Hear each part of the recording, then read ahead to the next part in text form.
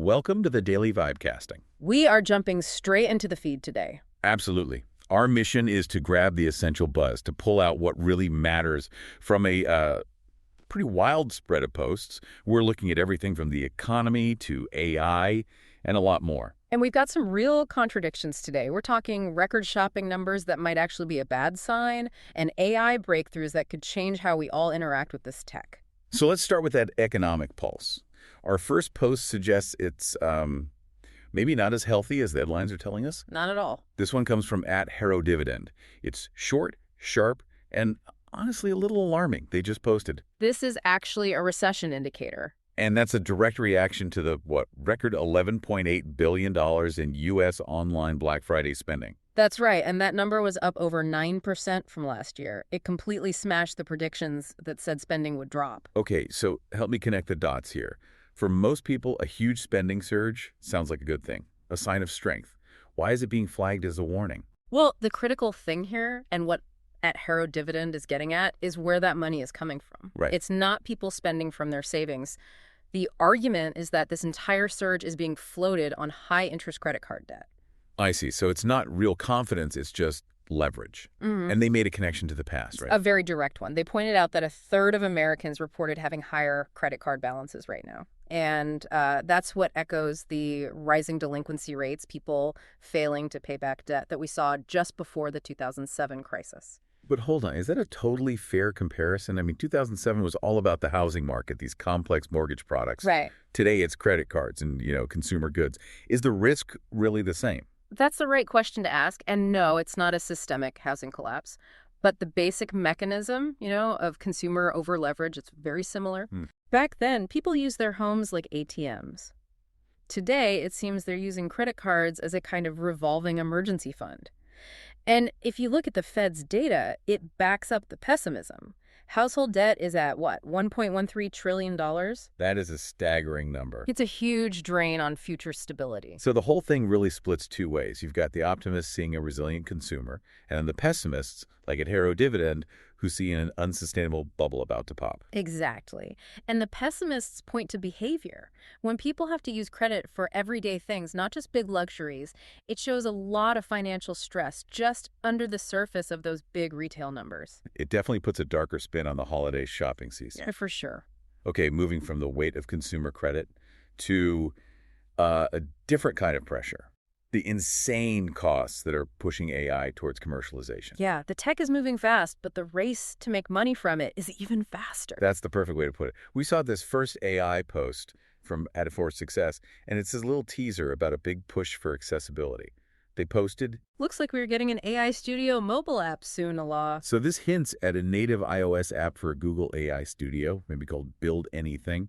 For developers, this is, it's a pretty big deal. It means you can prototype your Gemini models on the go. Yeah, you're not tied to a desktop anymore. And it's more than just convenience. It's about making it a ubiquitous tool. A native app is just going to be faster and better integrated than the web app they have now. It lowers the barrier to entry. Totally. You can use those little moments like waiting in line for a coffee to actually code something.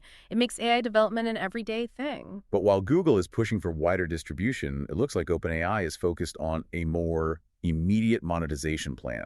Check out this find from @BDBor91. ChatGPT Android app 1.2025.329 beta includes new references to an ads feature with bizarre content, search ad, and search ads carousel. And there it is. That's the sound of the future, getting ads. It pretty much confirms what everyone's been speculating about. Targeted search-based ads are coming right into the ChatGPT interface. Yeah. And you have to understand, this probably isn't about greed. It's about necessity. The costs are just crippling. The inference costs. Exactly. Those 2023 estimates put the cost of running GPT-4 at something like $700,000 a day. $700,000 daily. Wow. Just to process all the questions people are asking, they simply can't keep offering that for free without some other revenue stream. So the ads are there to basically subsidize the free users and, I guess, keep the price of the Plus subscription from going up even more. That's the balancing act. But it's a huge risk. I mean, a huge part of OpenAI's appeal is that clean, direct, ad-free experience. You risk alienating your most engaged users. Precisely. That joke about ad-generating intelligence is starting to feel a little too real. And people are already making fun of the worst-case scenarios. I love this reaction from @JasonBotterell, who just posted a single character. Ah! Right. And the screenshot they attached just perfectly mocks this whole idea. It shows someone having an emotional crisis and the AI replying, maybe some Kellogg's Rice Krispies would help. It's funny, but it really nails that core fear of a tone-deaf, personalized ad breaking into what feels like a private, neutral space. It's a huge tension. You treat the AI like a research tool or even a confidant. And then a product placement just shatters that trust. The humor is a kind of pushback, you know? It's saying, we tolerate ads on Google, but maybe not in the middle of a private conversation. A tough line for OpenAI to walk. Okay, let's shift gears completely from the cost of tech to stories about global health and community support. Our next post is a really vivid look at what happens when you travel and how different public health norms can have a real impact. This is from @LevinCO, and it details what happened right after a recent trip. Cheers, I got the China cough, runny nose, and mini flu after 4 days in China. One benefit of Japan was, where I noticed a lot of people coughing too, that they wear masks when they're sick so they don't really spread it. Not so much here. It's not really the culture. It's the classic traveler's story. But what's amazing here is that he actually has the data to back up how miserable he felt. He does. He posted his Whoop tracker data. His recovery score dropped to just 1%. His respiratory rate was elevated. Skin temperature was up. It's the quantifiable proof of how fast your system can get compromised. And his point about Japan, that's not just a casual observation. It's deeply rooted in their culture, this idea of omoyari. Right, omoyari, which is, it's roughly empathy or consideration for others. So wearing a mask isn't about protecting yourself. No, it's about protecting the community. It's a civic duty. And that norm was there long before COVID, which is such a sharp contrast to places where masks are seen as, you know, a political thing or only for emergencies. It's a really good reminder of how culture shapes risk. Now we're moving to a much more somber topic, a serious one about community support that was amplified by @RealJamesWoods. This one is a direct message from the father of an injured service member, and it's a really important public warning. Andrew Wolf's father. I do want to make sure everyone knows we are not starting any GoFundMes. I believe there's one out there, but we're wanting for nothing. We want prayers, your love, and your support. That's the most important thing right now. And the context here is the tragic ambush shooting of West Virginia National Guardsman near the White House. It's just heartbreaking. Staff XD Andrew Wolf is in critical condition after brain surgery, and sadly, CRPC Sarah Beckstrom died from her injuries. It's just awful. And it's so disturbing how quickly scammers try to take advantage of a tragedy like this. The father's message is so clear, they want to stop people from being duped. It's a vital public service. These fraudulent accounts can pop up within hours of a news report. The family is being very direct. They have the support they need, and their only request is for prayers. Any financial campaign you see is fake. A really sobering reminder to always check the source, especially in moments of crisis. Let's transition now to something a bit lighter. The world of sports and viral culture. The feed is always buzzing with football, that's for sure. Strong opinions, big tactical changes. We're starting with AC Milan. We got the scoop here from the master of football transfers @Fabrizio Romano. Osio Riche. Rafa Leão can be a top striker. His skills are clear and perfect for that position, says Max Allegri. Leão scored 5 goals and delivered 1 assist in his last 6 games. He's currently Serie A top scorer after a fantastic start of the season under Allegri at AC Milan. So Allegri, the manager, is basically announcing a huge tactical shift for Leão. He's not just a winger anymore. He's being positioned as a central striker. And the stats completely back it up. 5 goals in his last 6 games. That's why he's the top scorer in the league right now. It's a public vote of confidence. It is. Allegri sees his combination of speed and finishing as the ultimate weapon, and he's moving him right to the front to lead the attack. A very smart move. Okay, now over to the Premier League. We get a great taste of fan culture and some very specific regional slang. Here's a post from @WizardUp10 after a close win. Make I use this one whole body. I love that phrase. It's Nigerian pidgin, and it translates to something like, let me use this victory to hold myself together. A morale booster. A much-needed one. It's about Liverpool's 1-0 win over Arsenal.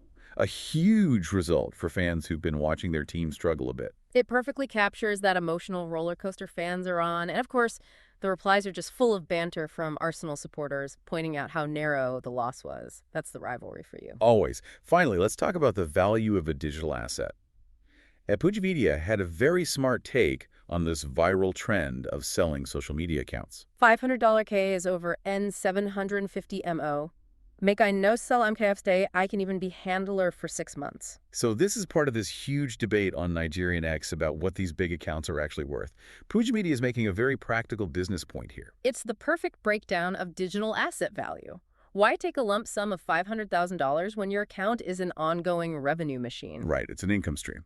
Exactly. For an established voice, the money you make from ads and partnerships over a few years is going to be way more than that one-time sale price. It's a great comment on the influencer economy. A very strong financial takeaway.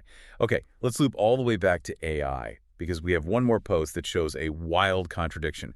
Huge performance gains, but with drastic cost reductions. Yeah, this last one details a pretty incredible leap by Anthropic. It sort of defies the normal rules of tech development. This is from @Kimenismus, talking about the new Claude Opus model. Anthropic seems to have found something that has allowed Claude Opus to develop significantly. Not only does it perform considerably better than Sonnet 4.5, but it's also 2/3 cheaper. Almost a contradiction, but Anthropic has achieved something significant internally. That really is the holy grail, isn't it? Better, faster, and cheaper. We're talking a 21% performance boost on the Weird ML benchmark. What does that benchmark actually test?